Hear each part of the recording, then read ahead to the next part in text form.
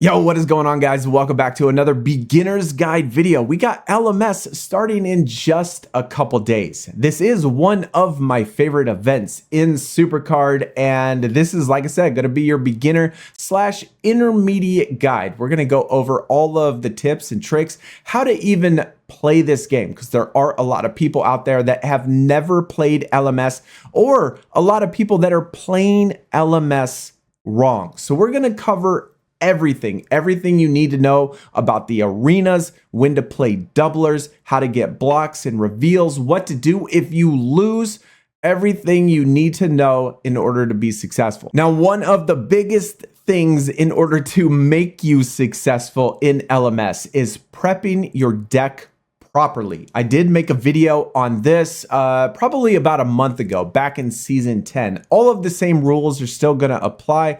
If you want to check out that deck prep guide video for LMS, the link for that will be in the description. But just to show you where you can find your LMS deck, it is going to be your deck editor. It's going to be the 8/4. This deck takes your top 8 males, top 4 females, top manager, top 2 action supports. You cannot change any of this. This is automatic. And there's a way to alter it in a way by making specific cards higher than other cards to kind of change this. But all of these cards in here are automatically put in here and you cannot change them. We do not have the deck set up completely right and proper just yet. We have to wait till the team event is over today, and then we are going to change it up to make it all nice and pretty with all of the correct arrows we need, same as the females, same as the manager and action support. But like I said, it is important to set up your deck as proper as possible. And if you want to check out that video, the link for that is in the description. Now, one thing I'll have to say before we get into the guide is that I actually made this guide in season 10. When the last man standing was supposed to happen, they, at the last minute, changed the last man standing to BCC back in season 10, and I made this whole beginner's guide video for LMS. So that's what you're actually going to be watching. So if you're wondering about the cards, if you're wondering about any of the stuff that I'm using, or maybe a couple things that I say that's in reference to like the Undertaker event or something like that, that is because I made this video back in season 10 a few weeks ago, 3 or 4 weeks ago. So all the rules are still going to apply though. So everything is still going to be the same, even though we're in season 11. All the same things, at least as far as I know. They haven't changed anything in LMS. So all the rules are still going to apply. The strategy is still going to apply. The deck prep's still going to apply. Everything is going to be exactly the same. So just keep that in mind. But like I said, hopefully, this video helps you. And if it does, be sure you hit that thumbs up. And we will be streaming, of course, not on Thursday. Even though I say that I'm going to stream in this video on Thursday, we actually won't be streaming on Thursday, unfortunately, because it is Thanksgiving for us here in the US and we're going to be with our family. But I will be streaming Friday. So we will be back on Friday. So in case you want to pick up more tips and tricks and questions and stuff like that, when Friday comes around, be sure, you come hang out Friday. But either way, be sure you hit that thumbs up and let me know if I missed anything in the comments below. Now let's take a look at the game board, and I'm going to give you kind of the layout so you know exactly what you're looking at when you jump into LMS for the first time. If you look at the top left up here, this is going to be where your rank is, right below it with the points. To the right of that is going to be what arena you're in. Now, you can go for an infinite amount of time, hundreds and hundreds and hundreds of arenas. So this never, ever ends. Kind of like Code Breaker, where you just keep going and going and going and going and going, and you get rewards along the way. Your points, this is points per win. This is how many points you get every single time you defeat an opponent. Now, this point value is going to change. I'm going to tell you how you calculate it as opposed to whatever arena you're in and how many streaks you have accumulated. Streaks just mean that you defeat opponents without losing any of these hearts. Now, these hearts right here below it are going to be your health. You can lose 5 total times before you actually have to restart the arena. If you lose all of your hearts by either getting defeated by an opponent or running into an obstacle, then that arena you have to repeat. There is also a timer on this as well. So if you lose an arena, you will have to wait a specific amount of time before you can start that arena again. And I think the first time you lose is like 60 seconds or something, and then it goes up to 5 minutes or something, and then like 30 minutes, and then like an hour. I can't remember what it caps out at, but obviously you're never going to want to lose an arena, and hopefully at the end of this strategy guide video, it'll prevent you from losing arenas and being able to bank as many points as possible in each of these arenas. Now, looking at the cards on the board. Now, for this particular arena, we're on arena 11. We have 15 cards on the board. Now, behind these cards, there's either going to be opponents or there's going to be obstacles. Right below these cards down here at the bottom, these obstacles are also going to change just depending on the arena. Once you start on arena 1, and we're going to go through, how many obstacles are in each arena here in a little bit, but I just wanted to get you a layout of the actual arena itself. But when you first start out in arena 1, there's only going to be like 5 cards or something like that. And then when you go to arena 2, there's going to be 6 cards with 1 obstacle. And then you go to arena 3, there's going to be 7 cards and then 8 cards. And the amount of cards on the board are going to increase as you increase arenas.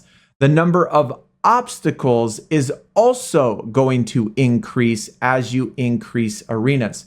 The amount of cards on the board is going to max out at 25. There's going to be 5 rows of 5.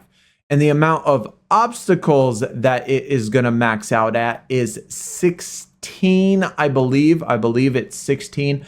And that is way, way in later arenas, like 90-something arenas or 85 arenas. I can't remember exactly when it is that it actually maxes out. I think it's like 94 or something like that. But that is going to be 16 total obstacles out of the 25 cards. And then down here at the bottom is going to be the amount of reveals, blocks, and your multiplier. Now, reveals and blocks are an absolute necessity for this game mode. You cannot do well in this game mode without having reveals and blocks. Now, in the beginning, you're really not going to use blocks and reveals. And again, we're going to talk about when to start using them. But you do have to have them. Now, you can find blocks and reveals every 4 hours in the free packs and on the draft board. So both of these things can be found in those 2 places. Of course, you can buy them in the store with real credits. But be sure that you claim your 4-hour packs and watch the ad to get your extra block and reveal in your free packs. And also, you're probably going to need to grind the draft board a little bit by using super coins. Paying, 75 super coins for 25 picks and then trying to find these blocks and reveals on the draft board is going to be a necessity if you really are trying to play this. Now, you can buy these blocks and reveals individually once you run out. And like I said, this multiplier down here for 100 credits is a absolute steal when you can use it at the right place, at the right time, during the right arena. And again, we'll talk about when to use that. And but they are 100 credits each, and that is going to double your points per win. Now, what do these blocks and reveals actually do? Well, the reveal will reveal 3 obstacles. And if you're in an arena that doesn't have 3 obstacles, well, then it's just going to reveal those 2. Now, again, I'll let you know when I recommend to use blocks and reveals. But either way, that's what a reveal does. It will reveal 3 obstacles. Now, a block will prevent you from losing a heart, therefore keeping your streak alive. This is the most important thing when it comes to playing LMS, is to keep your streak alive. The higher the streak you have, the more points you bank every single win. And that is how you're going to accumulate lots of points every single arena. So having these blocks and reveals and finding these obstacles are going to be absolutely crucial to being successful in this event. Now, in the beginning, you're really not going to use these because of the fact that reveals and blocks are used so often, especially in later arenas. You're going to want to save them for when later arenas come around and you can accumulate more points. You don't really get a whole lot of points in the beginning. That's why it's not really a necessity, or it really doesn't matter if you lose some of these hearts and don't really get too many points in the beginning. Another thing to note is there is a limit on how many of these blocks and reveals that you can use every single arena. Now, in the beginning, it's like up to, I think, 12 until you can start using 2 of them. And so in the beginning, like when you're on arena 20 or on arena 30 or 40 or whatever, you cannot use multiple reveals to reveal all of the obstacles on the board. Just like you can't use multiple blocks. You can only use one reveal and one block up to a certain point. And then when you get to a certain arena, you could then use 2 reveals and 2 blocks until you get up to another arena. And then you can only use a maximum of 3 reveals and 3 blocks every single arena in order for that arena. And then that's the limit that you can use. We're going to jump over to the SuperCard database, and I will leave the link for this in the description as well. And this is a nice little handy reminder to let you know how many blocks and reveals you can use in every single arena, along with how many obstacles that you have every single arena, and kind of give you a basic strategy in every single arena. It starts off all the way at Arena 1, and Arena 1 is the only arena in which there are no obstacles. Arena 2 through 6, there is only 1 obstacle, and I do not recommend using any blocks and reveals in arenas 2 through 6 because there is only 1 heart or 1 obstacle in here. And you don't get very many points. You don't get a very high streak multiplier because you're on a very low arena. And so I would save your blocks and reveals when you're in 2 through 6 as well. Same with 7 through 12. There are 2 obstacles in arenas 7 through 12. Now, which means you're going to lose 2 hearts. And when you come to an obstacle and you hit an obstacle in 7 through 12, you will lose all of your points. You will lose your streak multiplier. So when you bank your points is really gonna be, I guess, determined on how you feel. Personally, for me, when it's about a 25 to 30% chance that I'm gonna hit an obstacle, then I typically bank the amount of points. So with these, with arenas 7 through 12, I'll go through like 4 or 5 if I get lucky enough. And then if I make it through 4 or 5 or something, then I'll bank my points and then keep going. Since you're not using blocks and reveals, you will hit obstacles and you will lose your points. But it is not that crucial because, like I said, it's low arenas and you don't get very many points for it. 13 through 15, there is going to be 3 total obstacles. And again, here, same thing. You could use a reveal and it will reveal all 3 obstacles, which if you're gonna buy them, then fine, but I still do not recommend using any reveals in 13 through 15, even though you could just bank all of your points or, press your luck and then get all of your streaks and do all that stuff. It's just not worth it as valuable as these reveals are. 16 through 28, there are 4 obstacles. And with this particular arena, this is kind of the time in which you could possibly start using it, in which I would, honestly wait till you get to the mid to, around the mid 20s before you start using them. I would, most of the time, at least for most of these, I just, use all of my hearts and don't start using blocks and reveals until I get to the next set of arenas starting at 29. But you could certainly use blocks and reveals here. And the strategy on this would be through 16 through 28 would be that the second you start the arena, you use one reveal, which reveals 3 out of the 4 obstacles, and then you use your block before you even start. That way, when you find that last obstacle, you will be protected by the block and therefore still keep your streak multiplier, assuming that you win all of the matches. Then it goes to 29 through 41, and this is there's 5 total obstacles here. And with this particular set of arenas, what you're going to do is before you play, when you start playing or come to this arena, you're going to lose 1 heart first. So you need to find an obstacle before you use a block and reveal. So you start an arena, you start picking random places, and you are looking for an obstacle. And once you hit that obstacle, then it's going to go from 5 obstacles to 4 left on the board. And then you use your block, or then you use your reveal and then your block, and then clean the board completely. So this is like a little handy website for you to kind of remind yourself, if you've never played this before, on how many hearts you need to lose before you use your blocks and reveals. It kind of gives you your order.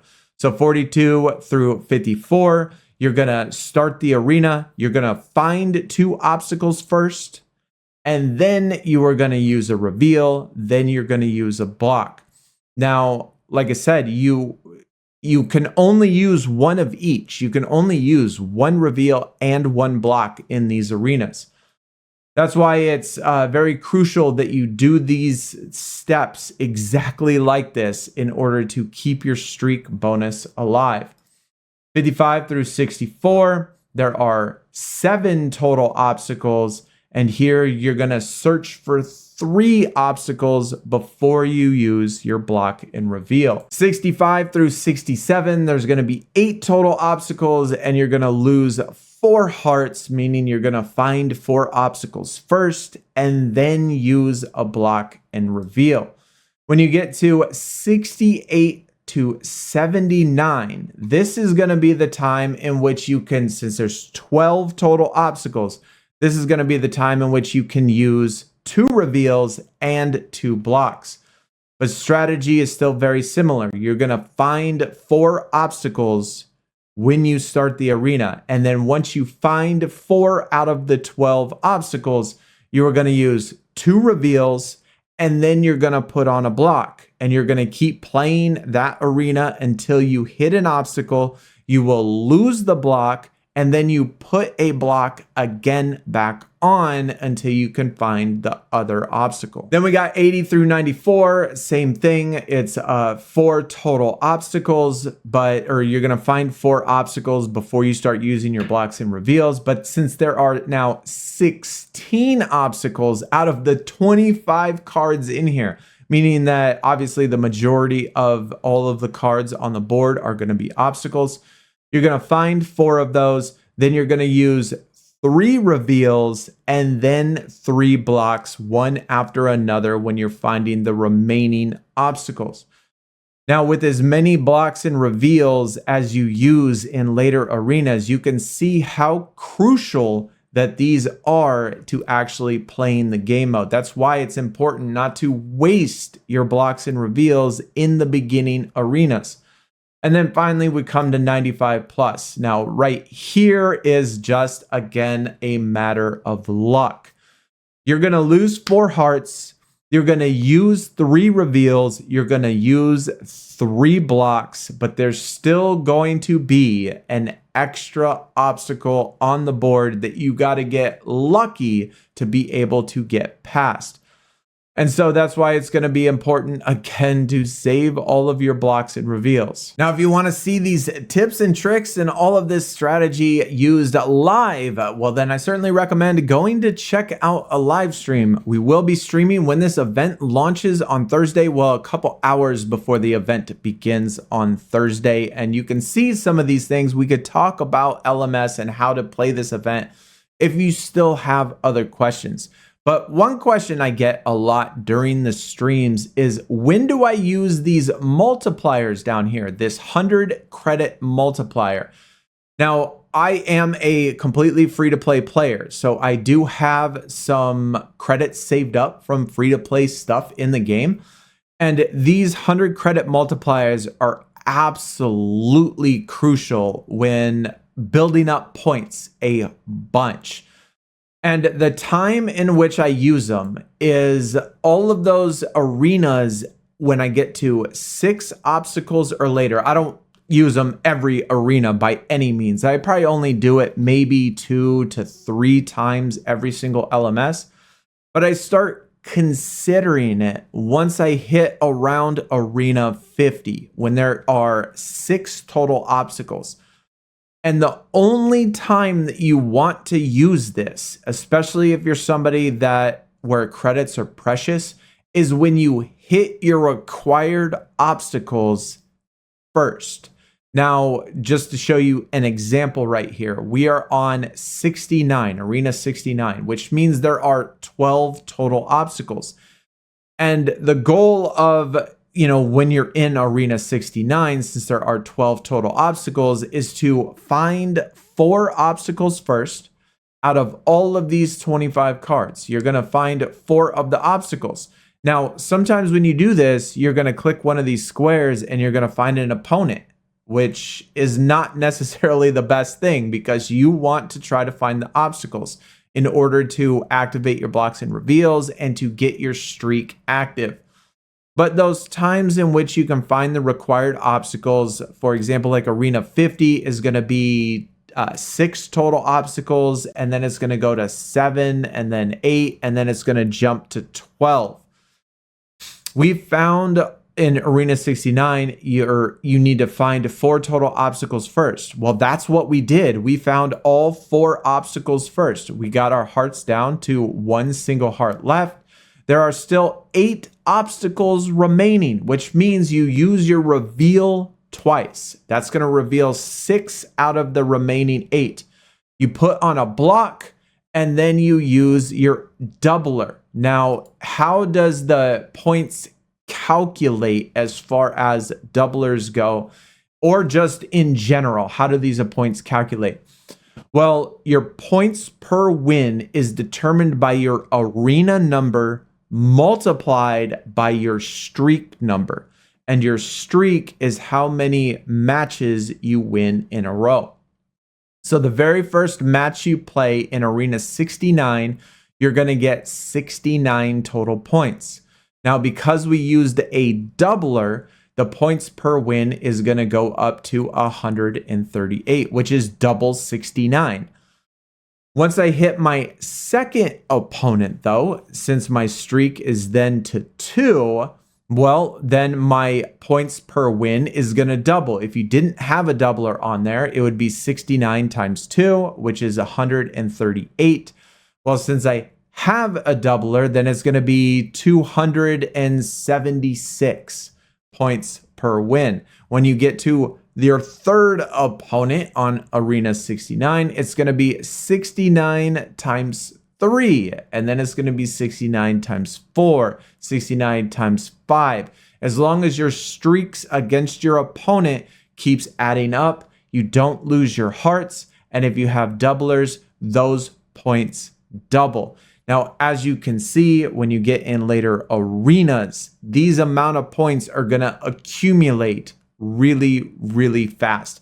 That is why it is so very important that you play every arena properly, using your blocks and reveals at the exact moment that you're supposed to, and using these doublers at the optimal time to maximize your amount of points.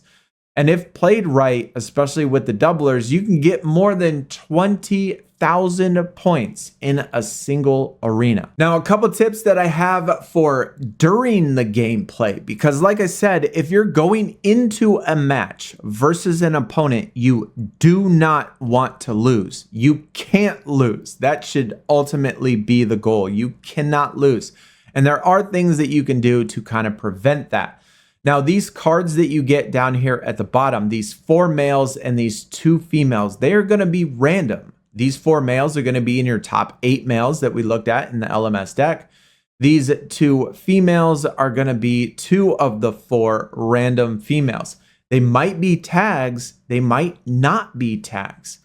So the idea, or one strategy, or at least what I recommend doing when you have an opponent, like this is our first opponent, it's going to be speed and charisma. I would never use your support cards unless you have to. Do not use these. You will get 2 rounds of support cards though during your arenas. So if you use this support card and then use this support card a couple matches later, they will refresh and you can use those support cards twice, right?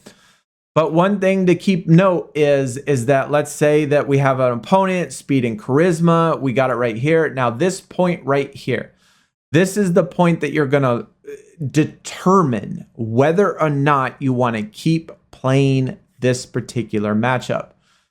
And in the beginning, you have 4 cards to choose from, right? And so sometimes you want to pick your lowest speed and charisma or your worst card to get that out of the way. Maybe get rid of non-compatible cards with your other cards.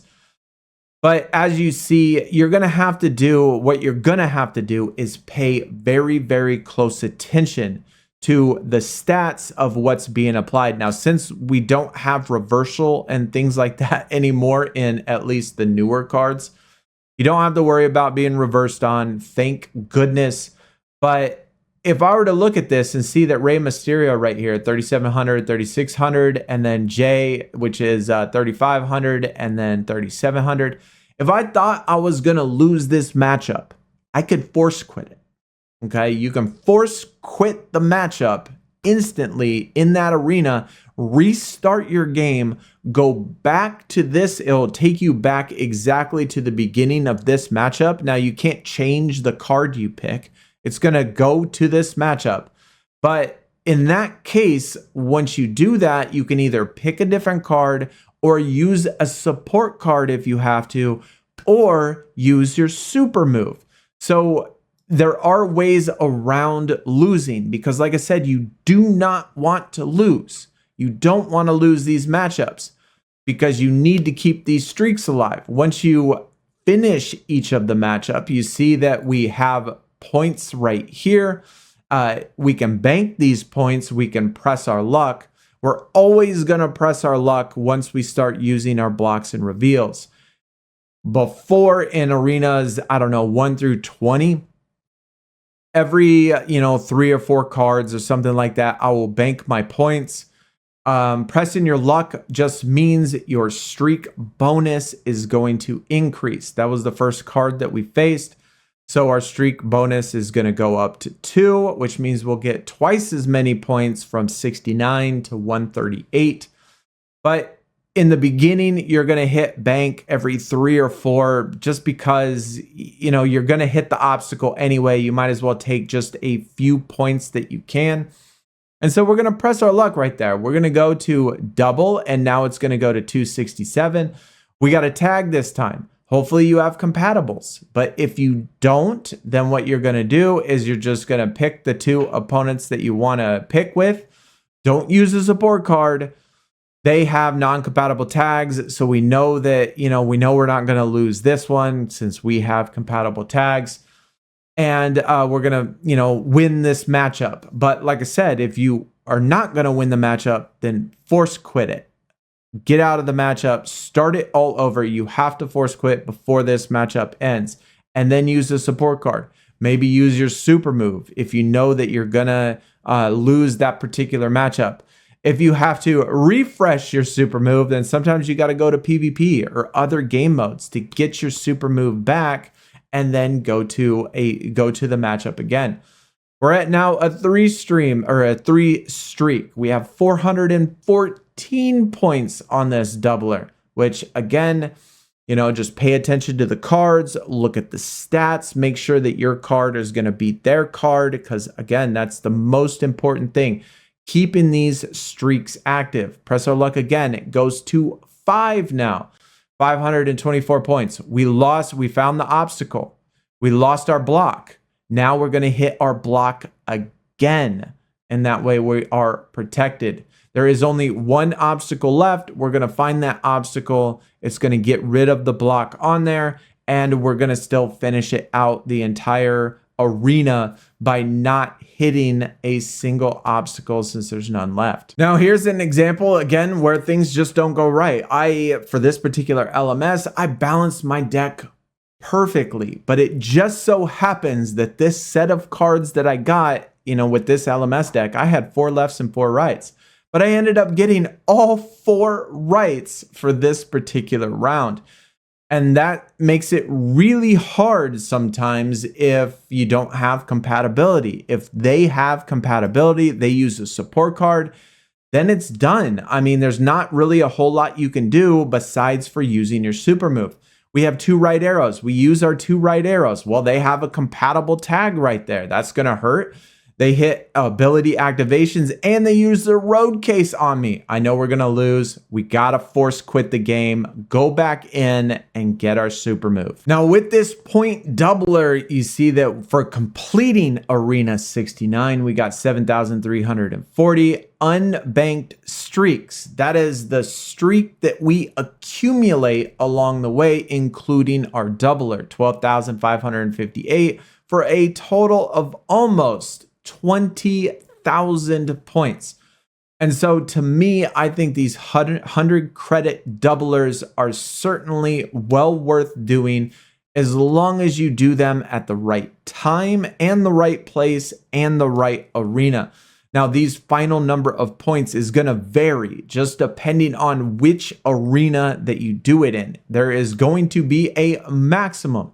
I can't remember which arena the absolute maximum number of points that you can possibly get is, but it's just obviously all going to depend on which arenas that you can find the obstacles first for, and then those are the ones that I would consider doing it if you are going to do it. Now let's talk about the rewards a little bit. The rewards in Last Man Standing are not very good and not necessarily as good as Codebreaker, at least as far as the milestone rewards go. This LMS can be more, thought about as trying to farm tier cards rather than something like a gold fusion token.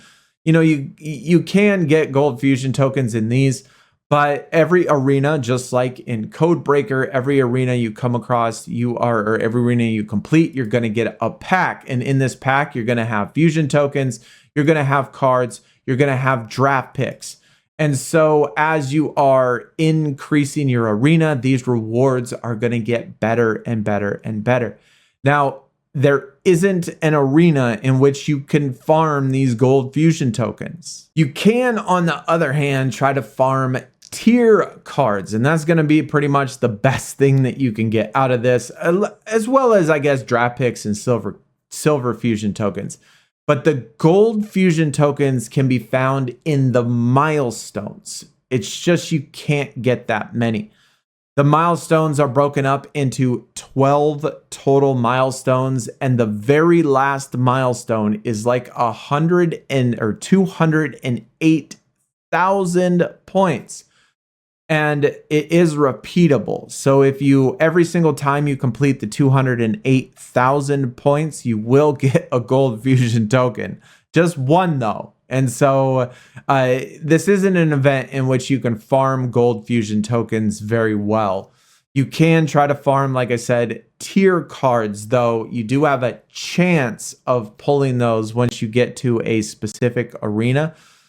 But before that, the rewards are only good for fodder. That's pretty much all you get. The amount of fodder that you get in this event is crazy. And the amount of silver tokens and bronze tokens and things like that is also pretty good. Now, to complete all 12 of the milestones, it's about 400 total thousand points. And the very last milestone, milestone 12, the one that's repeatable, is 204,000.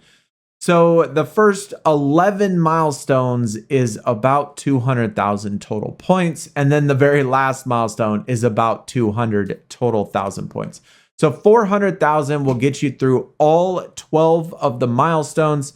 And if you do complete all 12 of the milestones, you will be in a pretty good place in order to get the event card. Obviously, that can change a little bit just depending on what the card is, right? And depending on how popular the card is. But for most general cases, I just say, if you can get through all 12 of the milestones, you're in a pretty darn good spot in order to get, the event card. Now, it doesn't require a crazy amount of work if you set up your deck properly and play this event properly.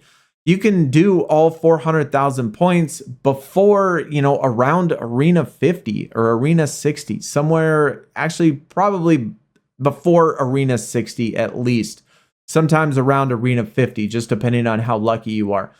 But, it doesn't require a crazy amount of work if you do have your deck set up properly. I would certainly check again with the deck prep guide video.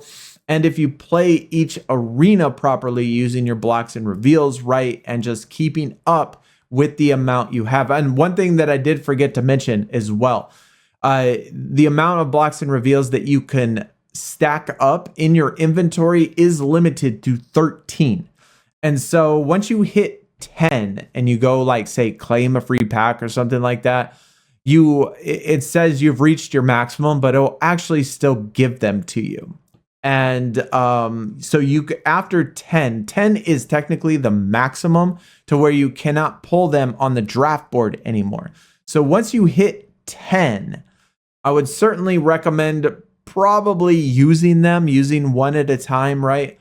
But in case you're just taking a break or whatever and trying to stack up, you can still get free ones up to 13, and then it won't give you anything. Just to give you an idea of how well we did in the last LMS, we finished to Arena 77 and finished with rank 2,228. This was the Odyssey Jones one. So I do think that it probably wasn't played as much. If it is a better event card or a more popular event card, I do expect, obviously, it to be more difficult. We finished with just over 500,000 number of points, and here's the top 50 as well, so you can get an idea about how other people did. Just for the 50th place right there, Arena 119, he finished with 1.5 million points. So the gap between mine and his was 1 million points. Quite a few number of arenas, about 50 total arenas. And the amount of points or the amount of rank was about 2,200 rank difference. So that kind of gives you an idea, at least a basic idea of how many points. But like I said, if you want to at least get the event card, I typically say it's about 400,000 points. Finish all 12 of the milestones, and you should pretty much be good, just depending on how good the event card is. Another thing to also keep in mind, again, there's so many different examples and scenarios to go over, and obviously I can't cover everything. A lot of this is going to be about experience and getting used to, I guess, the strategy along the way. But this is another scenario in which you need to think about. Now, in this particular one, we're in Arena 59. There are 7 total obstacles in this arena. And the strategy in order to, when you begin this arena, is going to be to find 3 obstacles first and then use a block and a reveal. Now, we have 2 obstacles found right here. And during this time, as we are defeating opponents, as you see that these 3 are defeated, this one's defeated, along the way. every couple were kind of hitting bank. Every couple were kind of hitting, every other one were hitting pressure luck. But this X right here means that I lost a matchup, which means I also lost my streak and I lost all of the points that I had banked up. This is not that crucial if this happens before you use your blocks and reveals. Because I know I'm searching for obstacles, I am trying to lose in the beginning of these arenas.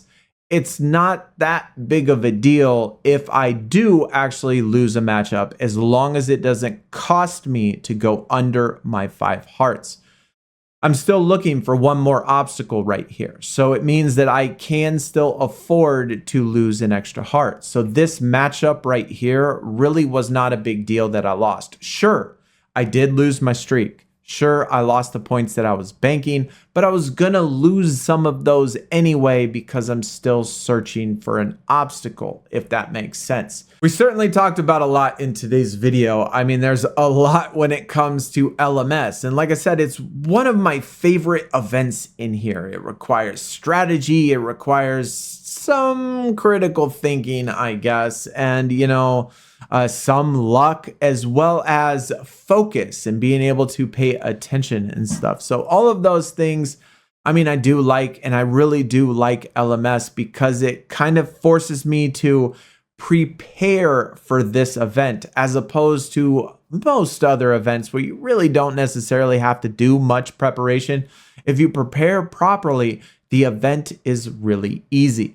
We will be streaming, like I said, Thursday when this event goes live. So if you want to come and check out more tips and tricks and talk about all of these things that we talked about in today's video to get more clarification, feel free to do that. Link for Twitch is in the description, or you could just hang out on YouTube. Hopefully this video guide helped. It was long, I understand, but there's so much information when it comes to LMS and the strategies, especially for new players if you've never done this event before. But either way, hopefully I see you at the stream. And if I forgot anything, please let me know in the descriptions. The link for the SuperCard database where you can find each obstacle in each arena will be also in the description below. But I will see y'all hopefully in the stream, or maybe when the Undertaker event launches tomorrow, because we will be streaming when that does as well. But either way, I will see y'all then. Y'all take it easy. Have a good LMS. Go check out the guide video for the deck prep, and I will see y'all then. Y'all take it easy. We're out. Peace.